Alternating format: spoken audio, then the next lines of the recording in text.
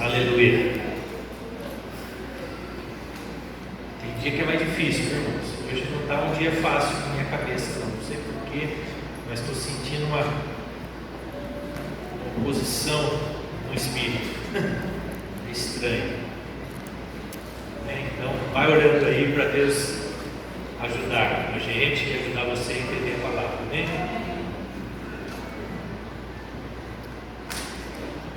Aleluia.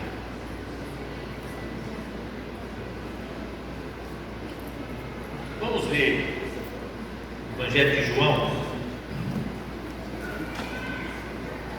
a partir do capítulo 24, a partir do versículo 13.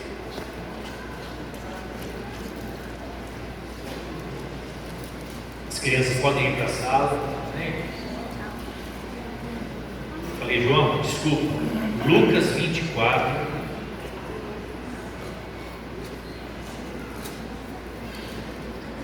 Lucas 24, a partir do versículo 13.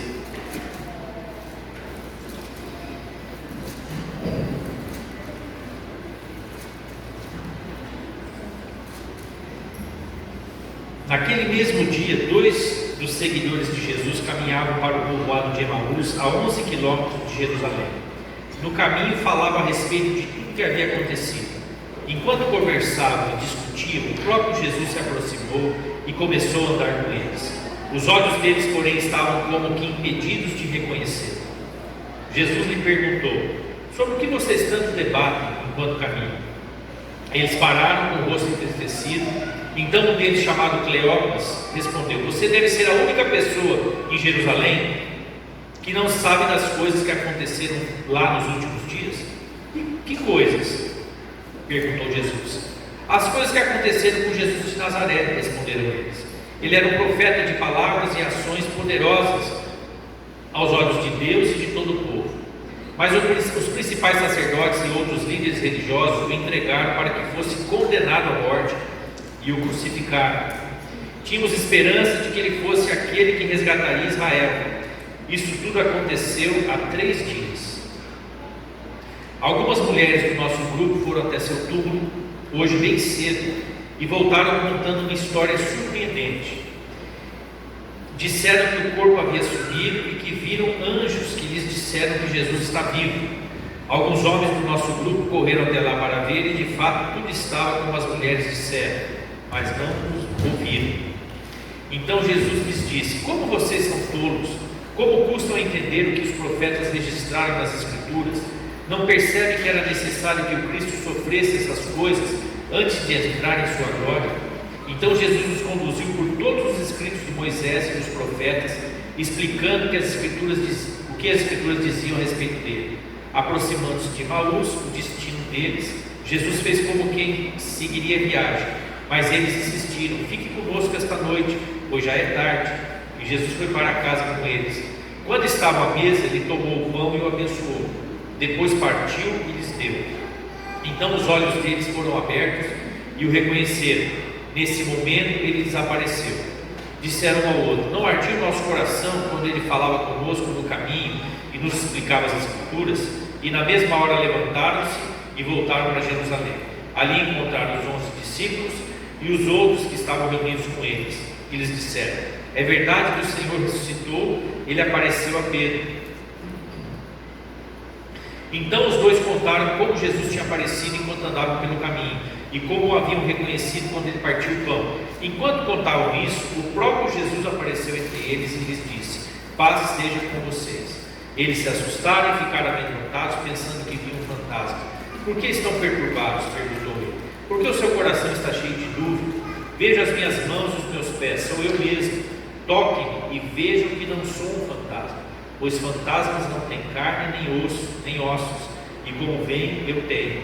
Enquanto falava, mostrou-lhes as mãos e os pés.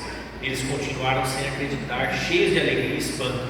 Então Jesus perguntou: vocês têm aqui alguma coisa para comer?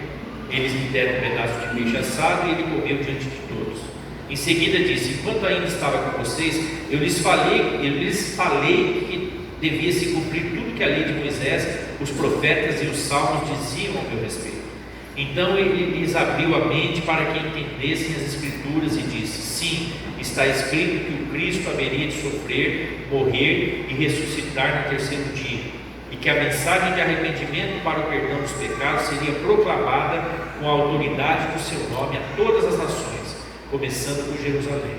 Vocês são testemunhas dessas coisas.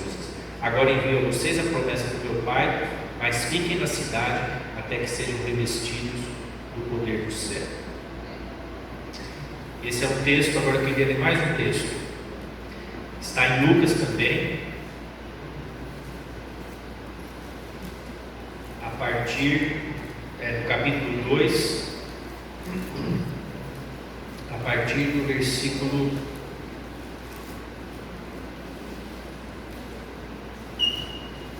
41.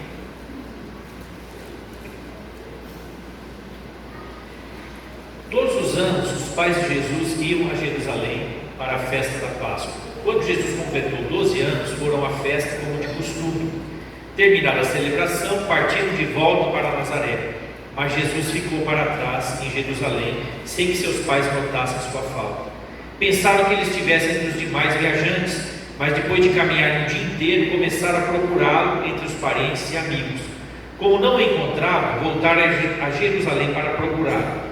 Por fim, depois de 3 dias, acharam Jesus no templo, sentado entre os mestres da lei, ouvindo-os e fazendo perguntas. Todos que o ouviram se admiravam do seu entendimento e de suas respostas. Quando o viram, seus pais ficaram perplexos. Sua mãe lhes disse: filho, por que você fez isso conosco? Seu pai e eu estávamos aflitos, procurando você por toda parte. Mas por que me procuravam? Perguntou ele. Não sabiam que eu devia estar na casa do meu pai?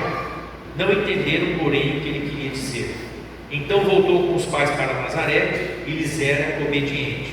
Sua mãe guardava todas essas coisas no coração. Jesus crescia em sabedoria, em estatura e no favor de Deus e das pessoas. Aqui nós temos 2 histórias em fases diferentes de Jesus, né? Uma ele está na infância, né? Por volta de 12 anos, e a outra ele já está pós-ressurreição, né? Já tinha morrido na cruz e já tinha ressuscitado. Mas o que eu quero enfocar aqui é que tanto num caso como no outro, as pessoas envolvidas com Jesus, pessoas próximas de Jesus, pessoas que tinham intimidade com Jesus, pessoas que teoricamente conheciam Jesus muito bem, a mãe e o pai de Jesus, os discípulos de Jesus que andaram com ele, tanto num caso como no outro, perderam Jesus de vista, perderam o foco em Jesus, por algum motivo, por alguma circunstância da vida, por alguma distração, por alguma situação, eles não estavam conseguindo encontrar Jesus.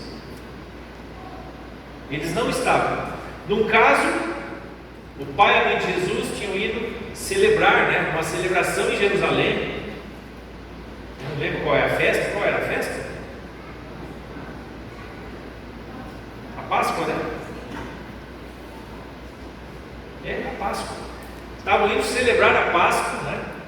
Que era uma figura da morte e ressurreição de Jesus. E era uma festa, uma celebração. Todo ano eles faziam isso. Eles se encontravam com amigos, se encontravam com os parentes, celebravam juntos e estavam voltando para casa. Um momento de alegria, um momento de celebração, um momento de regozijo. E de repente, depois de um dia de caminhada, eles: cadê Jesus? Distraídos, ficaram desapercebidos, desatentos com a festa, com a alegria, com a celebração, e Jesus tinha ficado para trás. Começaram a procurar Jesus aqui, ali, entre os amigos, entre os parentes, indo mais para frente, ficando mais para trás. Imagina isso, naquela multidão voltando cada um para as suas aldeias, para as suas cidades, e eles procurando Jesus e não encontrando. Foram encontrar Jesus depois de 3 dias. Até uma figura da morte e da ressurreição de Jesus, né? 3 dias depois, Jesus apareceu para eles novamente.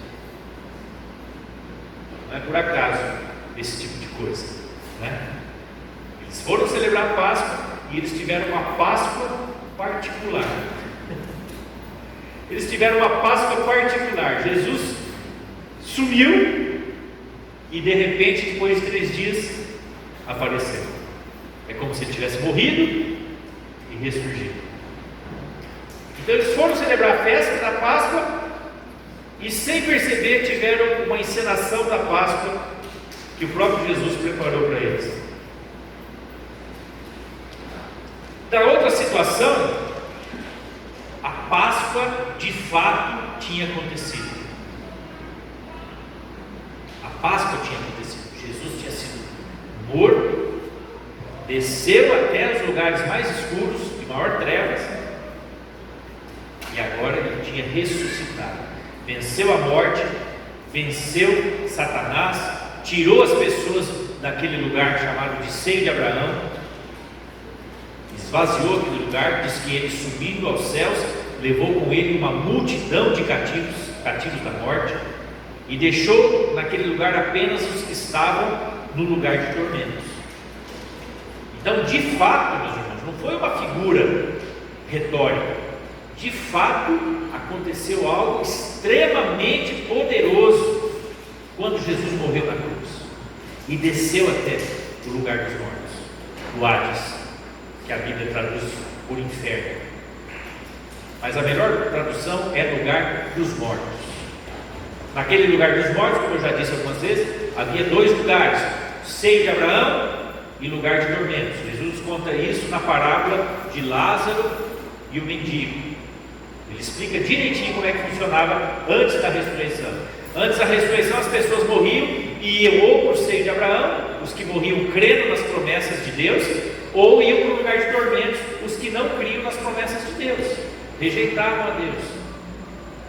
Jesus, quando morre, ele desce até esse lugar e ele tira todas as pessoas que estavam no seio de Abraão daquele lugar e leva com ele para a presença de Deus, diretamente para a presença de Deus. E só ficam naquele lugar agora as pessoas que estão no lugar de tormentos. Hoje, por isso que a gente brinca, né? Ou desce ou sobe, né?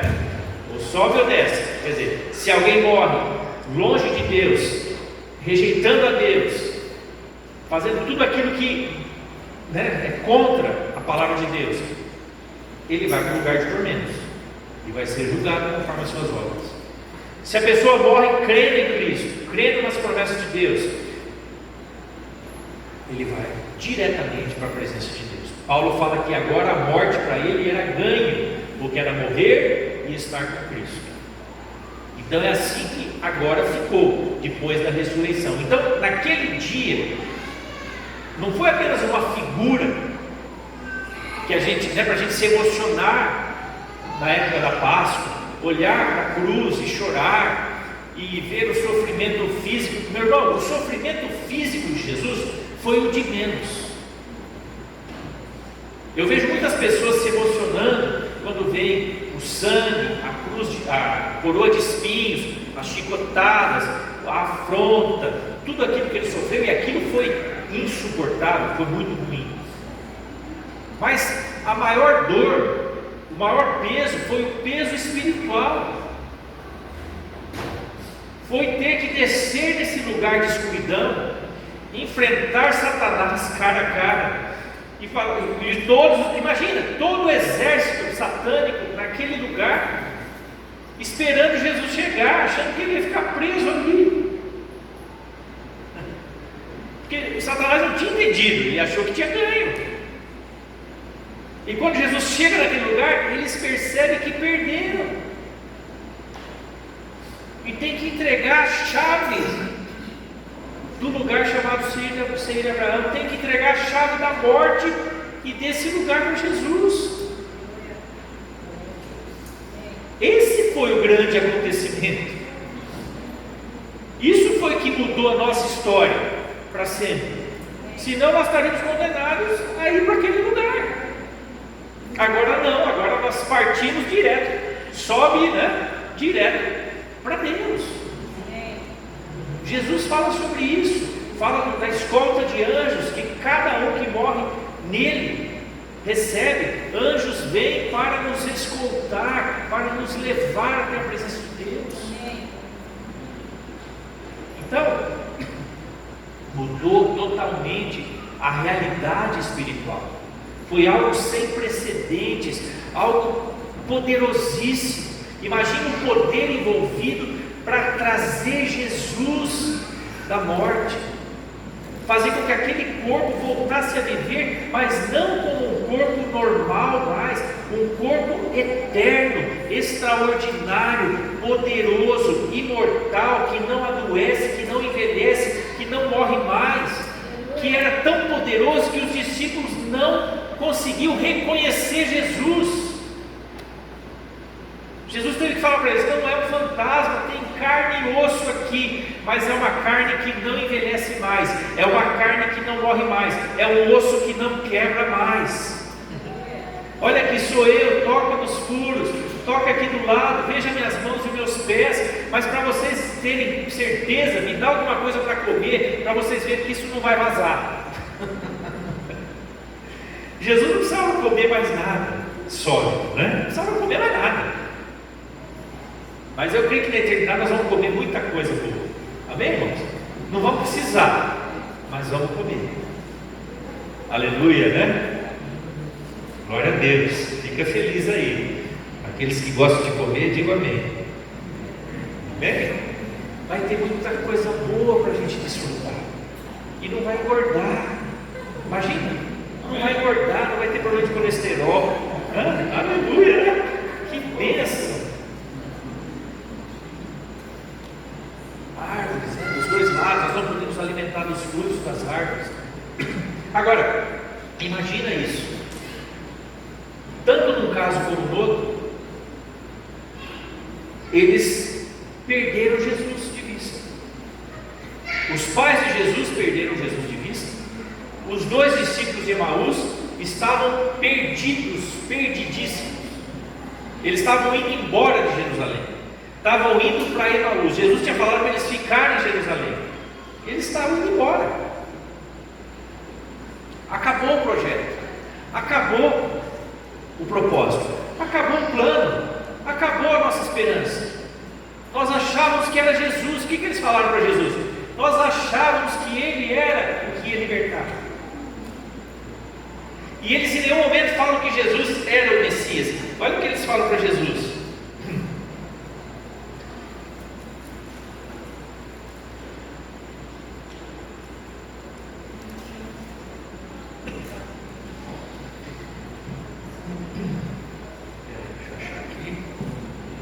Qual que é mesmo?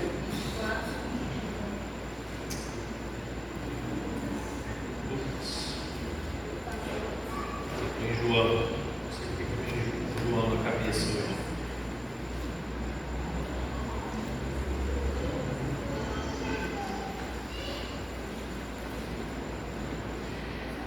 João 24.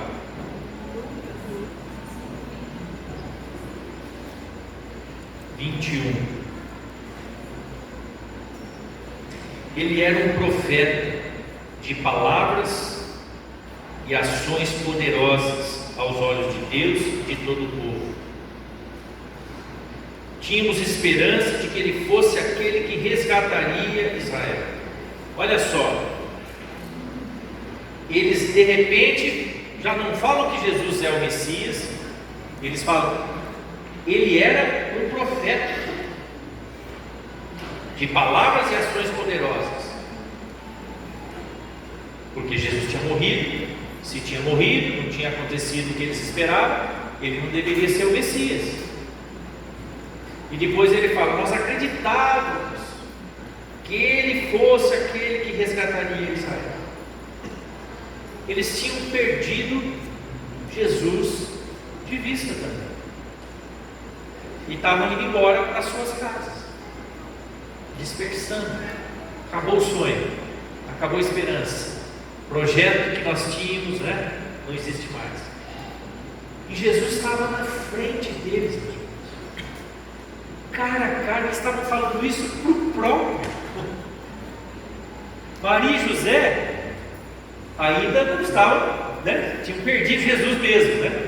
Mas eles tinham perdido a esperança em Jesus, tinham perdido a fé em Jesus. Talvez pior. E é curioso você ver que esse perder Jesus pode acontecer tanto no momento de alegria, de celebração, como em momentos de tristeza, angústia, ansiedade. Maria e José estavam no momento de alegria, de festa, de celebração, e perderam Jesus, desfocaram, perderam o foco, perderam ele de vista, no momento de festa, no momento em que tudo estava bem.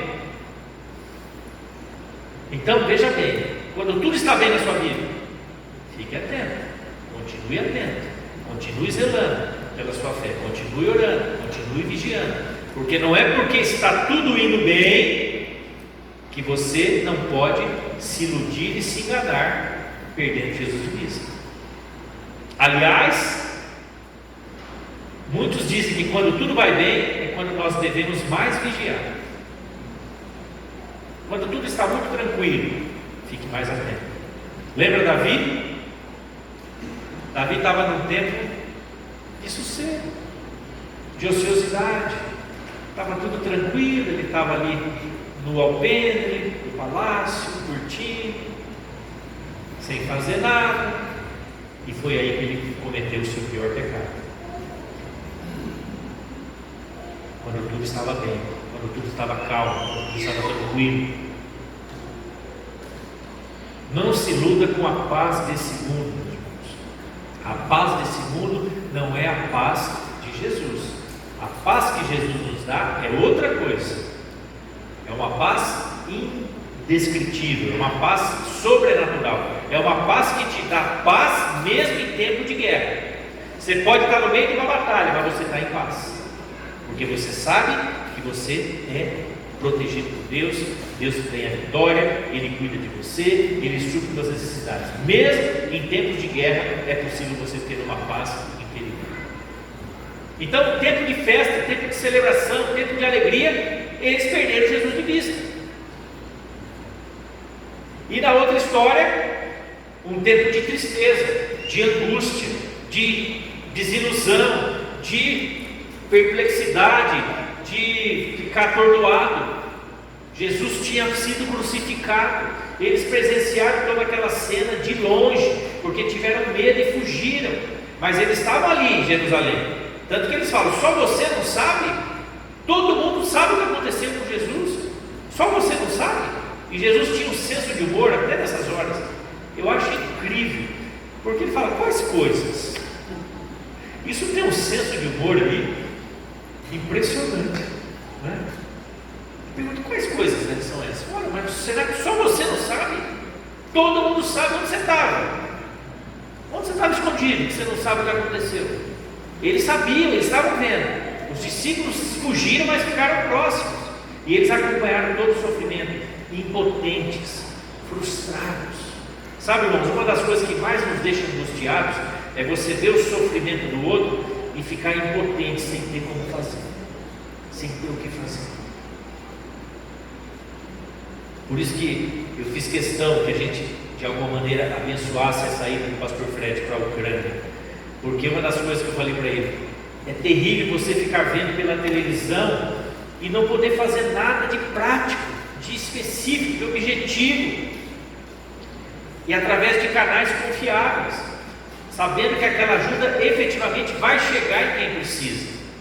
Porque hoje nós estamos vendo que existe até desvios de ofertas, desvios de doações, ou então se doa demais de certas coisas que as pessoas não precisam e depois tem que jogar fora aquilo que foi doado. Aconteceu recentemente lá em Petrópolis, se não me engano, mandaram tanta roupa que teve que jogar fora e queimar a roupa. Tinha muita roupa, molhou, aquilo mofou, apodreceu, teve que ser jogado fora. Então, até para doar, nós temos que ter sabedoria. Amém, irmãos? Doar coisas que te custem alguma coisa. Doar coisas que você pague um preço por aquilo, né? E que você sabe que vai ser útil para o outro, de fato, né? Eu sempre brinco, o amor cristão, né, não é fazer boas ações, como um bom escoteiro, né? Bom escoteiro, né? Sempre alerta. Não é isso, eu tenho que fazer uma boa ação todos os dias porque eu sou um bom cristão. Meu irmão, é você fazer aquilo que o Espírito Santo te manda fazer. Ser obediente, estar atento à voz do Espírito, né? Eu lembro, eu sempre já contei isso algumas vezes, mas o escoteiro tem que fazer uma boa ação. Então ele vê uma senhora de idade aqui do lado de cada rua, e ele pega a mulher pelo braço e força ela a ir para o outro lado da rua. Mas a hora que ele chega do outro lado da rua, a senhora fala: mas eu não queria vir para cá, eu estava esperando alguém ali, mas eu tinha que fazer uma boa ação. Então eu levo a pessoa mesmo que ela não queira. Você está entendendo o que eu quero dizer? Às vezes a gente quer ajudar os outros, mas nós temos que saber qual é a necessidade da pessoa, de fato, o que realmente ela precisa, o que de fato nós podemos fazer para ajudar, e não fazer uma boa ação porque nós somos bons cristãos. Fazer aquilo que o Espírito nos manda fazer, né? Obedecer a Deus. Agora, os discípulos, eles estavam num momento de perplexidade, de angústia, de tristeza profunda. E Jesus ainda chama eles de tolos. E começa a explicar tudo de novo. Desde Moisés, passando pelos profetas, todas as figuras, todas as palavras que mostravam que ele era o Messias e o que iria acontecer com ele e tudo mais. E ele falou isso muitas vezes para os seus discípulos. E eles, quando chegou a hora, não entenderam. Eles perderam o foco. Eles perderam Jesus de vista. Então, tempos difíceis também podem esfriar a nossa fé. Tempos difíceis também podem fazer com que a gente esmoreça, perca o foco, perca a fé, perca a esperança. Passamos por esse tempo difícil aí de 2 anos. Talvez muitos tenham esfriado na sua fé. Não creio aqui, não creio que isso aconteceu entre nós, mas eu soube de casos de pessoas que esfriaram na sua fé, que não entenderam essa aprovação. Eu sempre digo, não vi um profeta sério de Deus falar sobre isso antes da pandemia. E isso é que nos deixa mais perplexos, né? Como Deus não nos avisou de uma coisa tão séria? Por que Deus não falou para nós que nós iríamos passar por isso? Porque tem coisas, meus irmãos, que dizem respeito à onipotência, onisciência de Deus. O próprio Jesus tinha algumas coisas que ele não sabia, e ele falou isso: falou, olha, quanto ao tempo da minha volta, isso compete ao Pai, nem eu sei. Não foi isso que ele falou para os seus discípulos? Tem certas coisas que dizem respeito à soberania de Deus: Pai, Filho e Espírito Santo. Se Ele quiser nos falar, amém. Se não quiser, amém também. Muitas coisas acontecem conosco, com pessoas que nós conhecemos, que nós não entendemos por quê.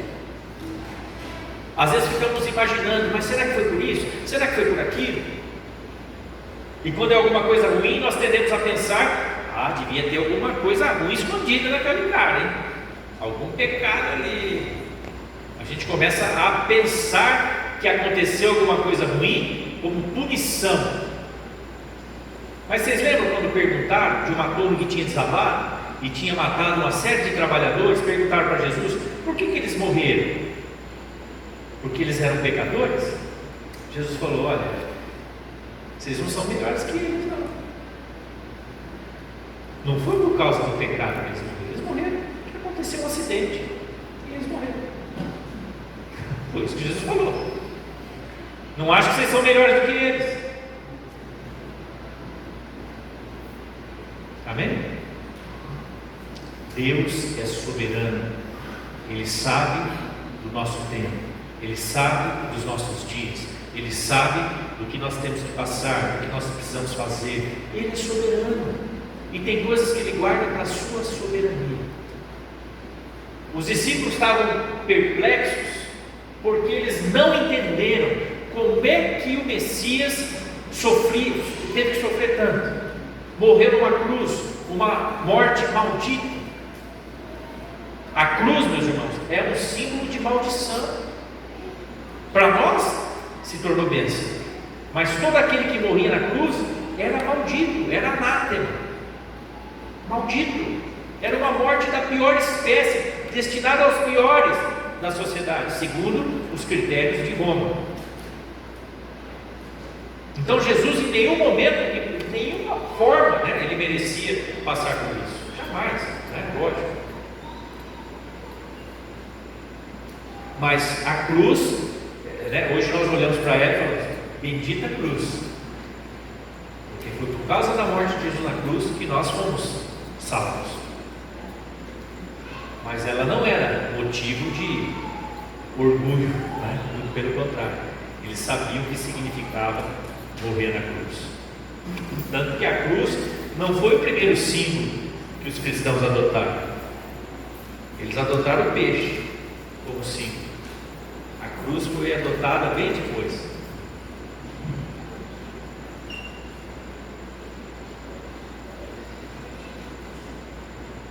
Mas o que eu quero reforçar com você nessa noite é que seja um tempo de alegria, ou seja um tempo de tristeza, seja um tempo de paz, ou seja um tempo de turbulência, seja um tempo de esperança, ou seja um tempo que você não está enxergando um palmo à frente do nariz, não perca Jesus de vista. Amém?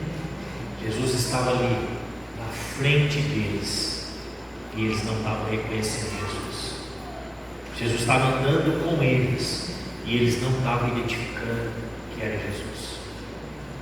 Às vezes Jesus está falando com você, está junto, às vezes não, Ele está sempre conosco, Ele prometeu isso, mas às vezes Ele está falando coisas com você, você não está entendendo que é Ele te falando. Às vezes está te pedindo para fazer alguma coisa, para falar com alguém, para ministrar com alguém, para orar com alguém, e você não está entendendo, você está resistindo, você está desatento. Não perca o foco, amém? Não perca o foco. São dias difíceis, dias confusos, dias de muito barulho, dias de muita heresia, meus irmãos, de muito ensino distorcido, muito ensino deturpado, muita gente usando a Bíblia de maneira errada. Então a gente precisa tomar cuidado. Isso não é novo, Jesus falou sobre isso, os apóstolos falaram sobre isso. Nos últimos dias, virão pessoas amantes de si mesmas. As pessoas também terão comichões nos ouvidos, vão buscar mestres que falem aquilo que elas querem ouvir. Tem um monte de gente hoje procurando pregador que fale aquilo que ela quer, aquilo que ela crê. Imagina, nós chegamos num ponto em que muitas vezes você pode pegar pela internet e falar: vamos ver o que esse cara crê, no que ele prega, o que ele prega, e aí eu vou ver se eu vou segui-lo ou não. Desse jeito, porque você tem hoje pregadores de todo tipo, para todo gosto. Mas nós temos que voltar para a essência do Evangelho, para aquilo que é essencial, para aquilo que é fundamental, para aquilo que é o mais importante do Evangelho. E o fundamento principal do Evangelho é Cristo. Cristo crucificado, Cristo que morreu na cruz, derramou seu sangue, partiu seu corpo por amor de nós, para nos salvar, para nos resgatar, para nos dar a vida eterna. Esse é o Evangelho, esse é o foco, essa é a boa notícia. Amém? Essa é a boa notícia, não tem outro. Não tem outro Evangelho. Jesus é é o centro do Evangelho. Jesus é a pedra principal da igreja. Jesus é o centro de todas as coisas. O Pai está novamente voltando a concentrar todas as coisas em Cristo, centralizar todas as coisas em Cristo. E Efésios diz isso.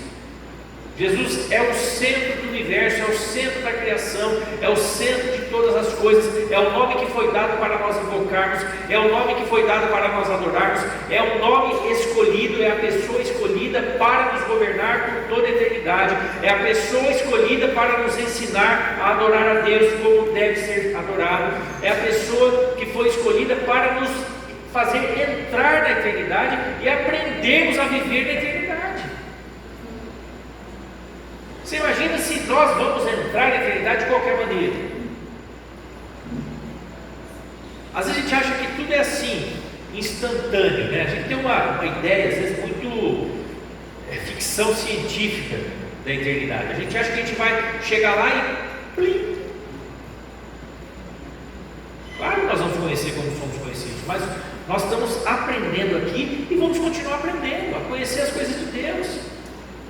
Conhecer Deus, conhecer as suas coisas, conhecer como Ele criou as coisas, como Ele cria as coisas, como Ele faz. Ele vai comunicar todo o seu conhecimento conosco, aquilo que Ele quiser.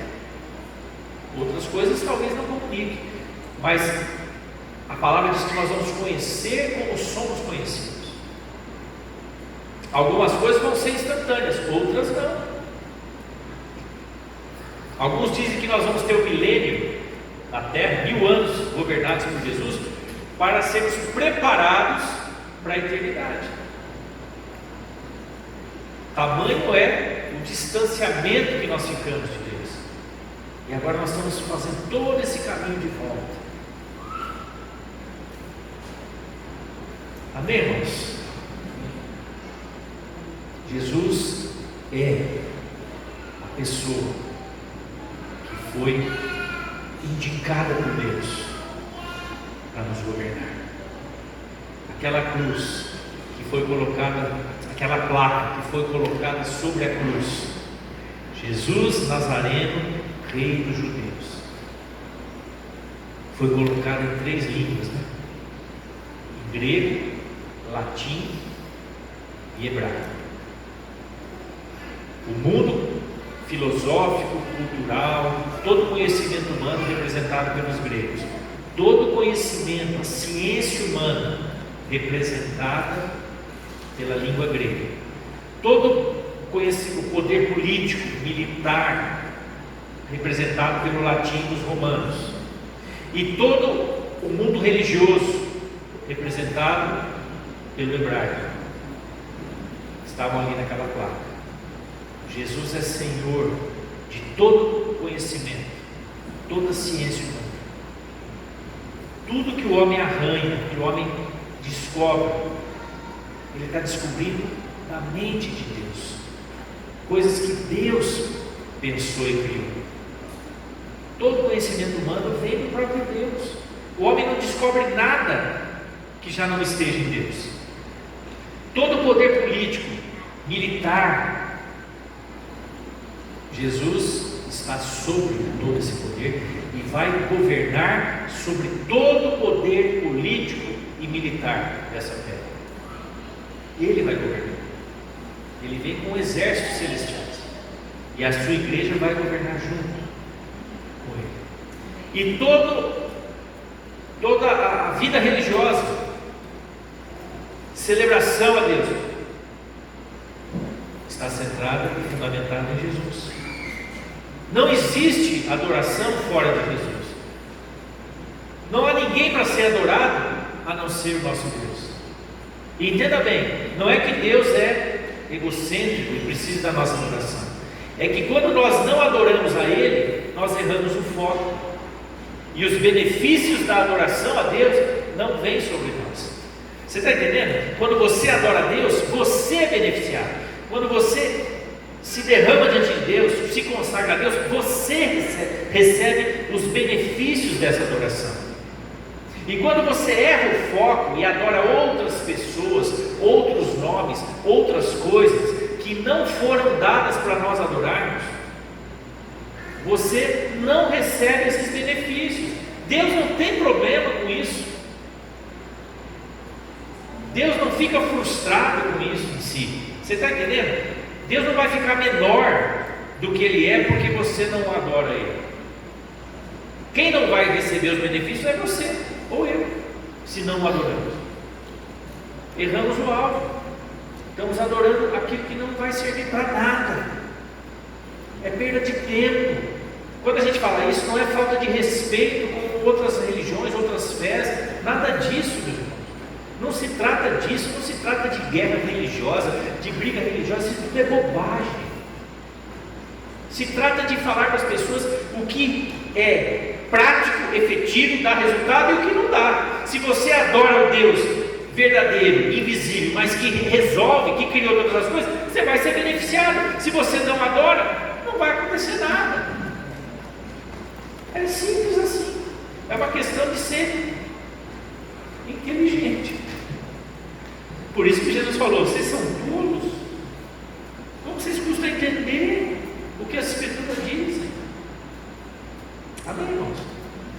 Adore a pessoa que foi dada para nós adorarmos: Jesus Cristo. Amém? Ele é o Senhor. Tem todo o poder, toda a autoridade, todo o amor, toda a generosidade, toda a bondade está nele.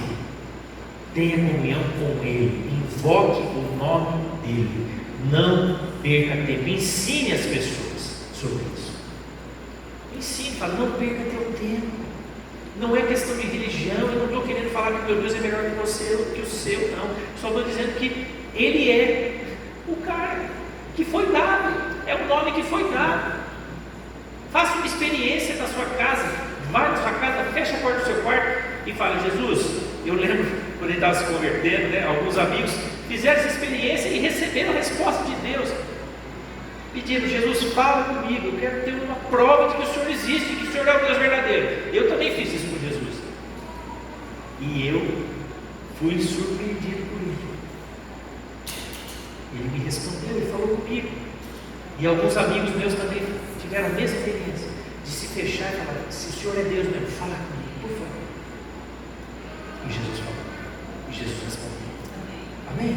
Porque Ele está vivo, Ele está atento. Então se trata disso. Não perca o foco, não perca Ele de vista. Ensine teus amigos a não perderem o foco, a não perderem tempo com outras coisas. Ele não é só um profeta, Ele não é só um cara legal, Ele não é só alguém que sofreu na cruz por nós, muito mais do que isso. Amém? Não é apenas para nós olharmos para Ele e chorarmos porque Ele morreu na cruz. Ele agora está vivo.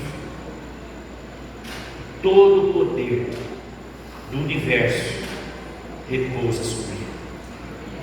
Você tem o privilégio de poder falar com Ele. Você tem essa liberdade. Você tem caminho aberto. Você tem caminho livre para chegar até a presença dele. Amém? Vamos ficar de pé, vamos orar.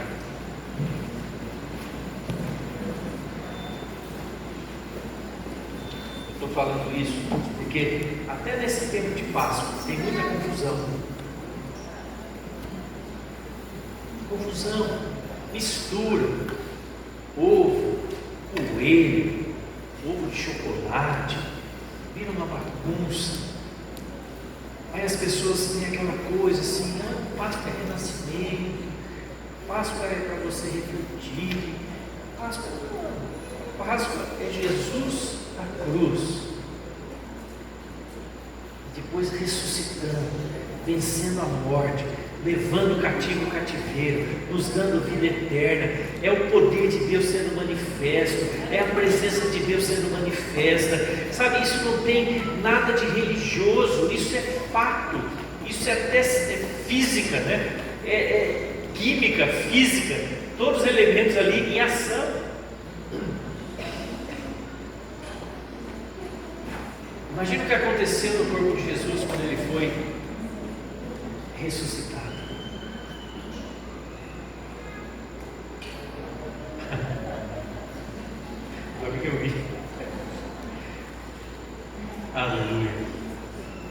Vamos orar. Senhor, nós não queremos perder o Senhor de vista, Pai. Não queremos perder o foco. Seja na alegria, seja na tristeza, seja na festa, seja no momento difíceis. Nós queremos ter o Senhor na nossa vista, na nossa frente, como alvo, como meta, como foco. Oh Jesus, o Senhor é a porta, o Senhor é o caminho que nos leva de volta do Pai, nos leva de volta até a presença de Deus.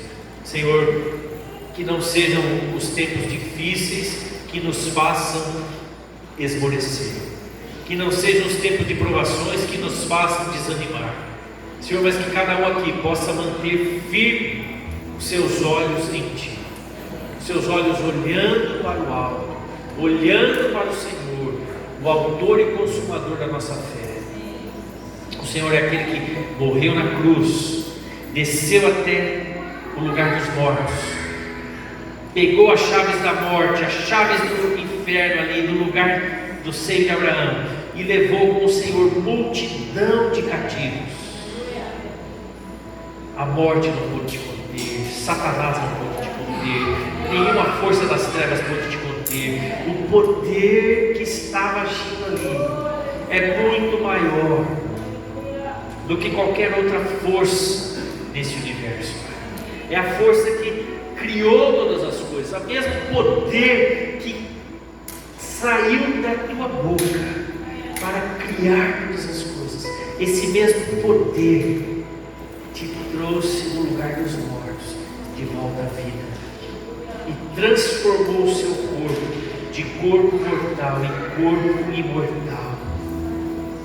Que coisa, que poder!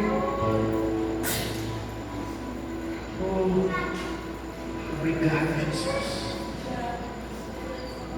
Obrigado. Nós ficamos perplexos, mas de alegria, extasiados, porque nós temos disponível esse mesmo poder sobre nós.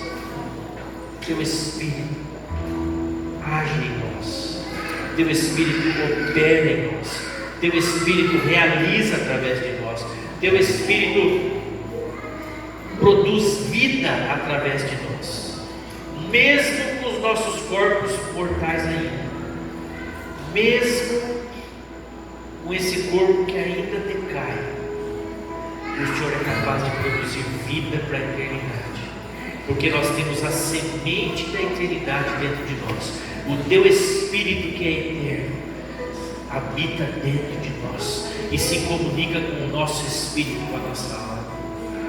E agora nós temos vida eterna, que jorra para a eternidade.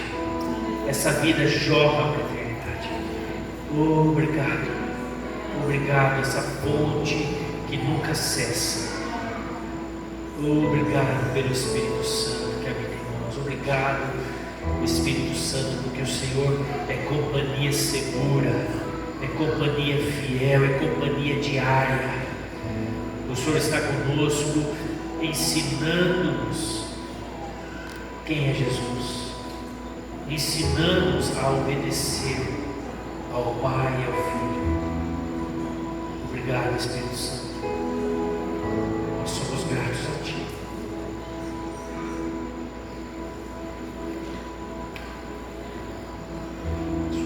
Somos gratos a Ti, Espírito Santo. Somos gratos a Ti, Espírito Santo.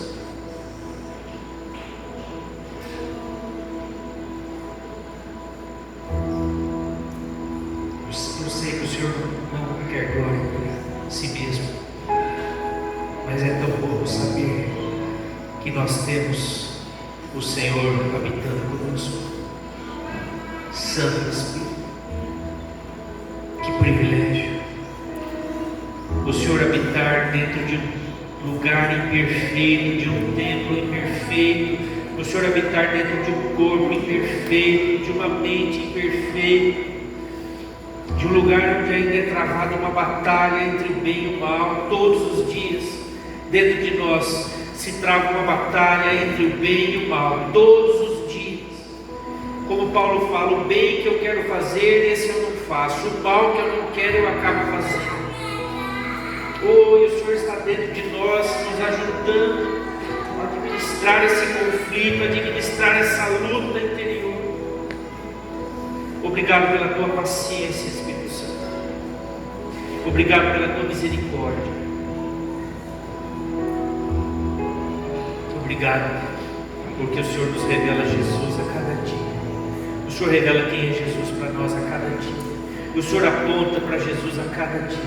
O Senhor não nos deixa perder Jesus de vista a cada dia. O Senhor está sempre nos ensinando sobre Jesus, sobre o Pai. Que privilégio convivermos contigo, Espírito Santo. Que privilégio poder ter o Senhor conosco todos os dias. Oh, obrigado. O Senhor não nos condena, o Senhor nos perdoa, o Senhor nos corrige, o Senhor nos orienta, o Senhor nos aconselha. Oh, Espírito Santo, o que seria de nós sem o Senhor habitando conosco?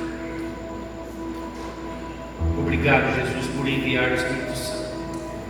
Obrigado porque o Senhor não nos deixou órfãos, o Senhor cumpriu a sua promessa. E o Senhor enviou o seu Espírito para habitar conosco agora. Obrigado, Jesus. Obrigado, Jesus. Aqueles que são selados com o teu Espírito têm a garantia da herança. Têm a garantia da herança eterna. Estão selados, têm o selo de qualidade, têm o selo do Espírito sobre si. Aqueles que são selados pelo teu Espírito têm a marca de Cristo. Não precisam temer a marca do anticristo, porque são marcados pela marca do Senhor Jesus Cristo. E é o Espírito Santo que nos confirma isso a cada dia. A cada dia. Foi esse mesmo Espírito que habita conosco agora, que trouxe Jesus dentre os mortos, que ressuscitou Jesus, que trouxe vida ao corpo de Jesus, transformou o corpo de Jesus em corpo mortal, de corpo mortal a corpo imortal. E é esse mesmo Espírito que vai transformar o nosso corpo mortal em corpo eterno. Obrigado, obrigado, obrigado. Oh, que privilégio, que privilégio, que privilégio. Receba mais do Espírito Santo sobre a tua vida nessa noite. Receba mais do Espírito Santo sobre a tua vida nessa noite. Abre o teu coração, abre a tua mente para receber mais do Espírito Santo. O Espírito Santo quer entrar com mais intensidade na sua vida, quer ministrar com mais intensidade na sua vida. Abre o teu coração, deixa cair as barreiras. Não coloque barreiras para o Espírito Santo agir na sua vida. Ele é Senhor também, Ele é Deus também. Não é nenhuma heresia você é adorado, porque Ele é Deus também. Amém? Abre o teu coração, abre o teu coração. Receba mais do Espírito Santo sobre a tua vida. Em nome de Jesus. Em nome de Jesus. Aleluia, aleluia, aleluia, aleluia. Glória a Ti. Glória a Ti. Obrigado, Pai. Obrigado, Jesus. Obrigado, Espírito Santo. Aleluia.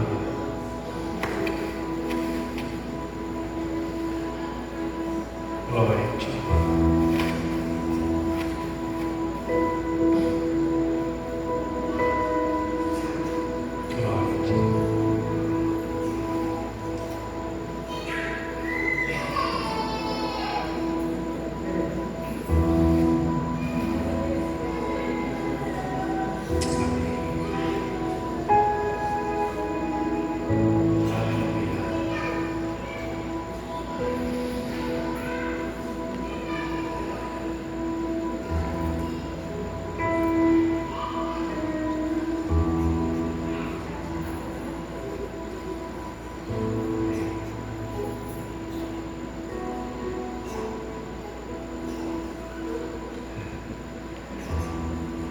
Deus é bom, né?